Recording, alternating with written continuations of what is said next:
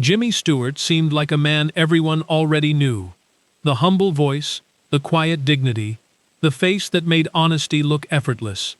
But behind that familiar image was a person carrying fears, private struggles, and emotional weight that almost nobody ever saw. What if the real Jimmy Stewart was far more complicated and far more human than the legend suggests?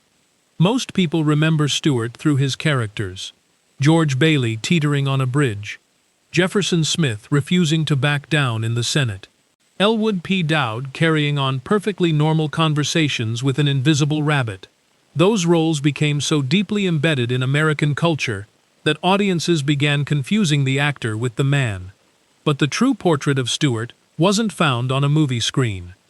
It was scattered across decades of quiet conversations, private letters, and unguarded moments that revealed someone far more vulnerable than his public image ever let on. Johnny Carson understood this better than most. Over more than 2 decades of Tonight Show appearances, Stewart sat across from Carson, not to promote films but simply because he enjoyed the company.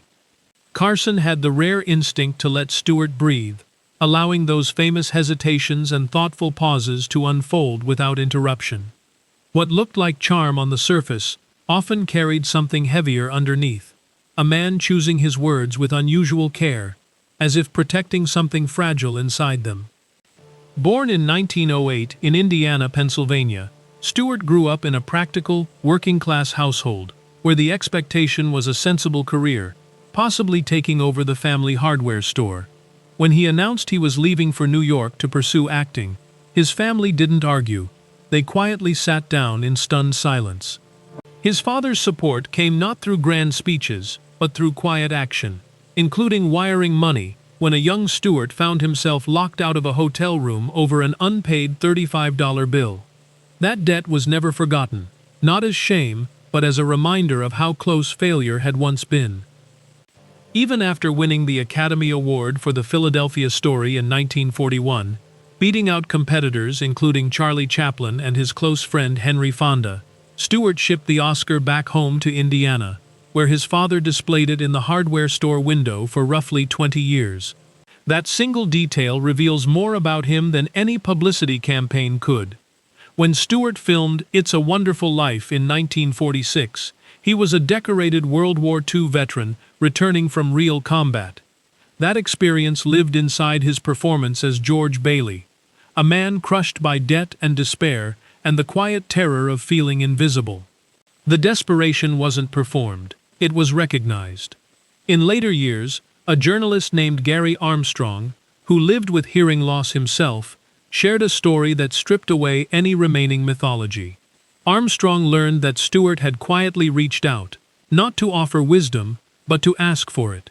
In a personal letter, Stewart wanted to know how Armstrong managed noisy rooms, difficult conversations, and the exhausting work of staying connected when hearing fails. An American institution, humbled enough to ask a stranger for help. Near the end of his life, Stewart acknowledged plainly that he was older, less sharp in his craft, and approaching the finish line.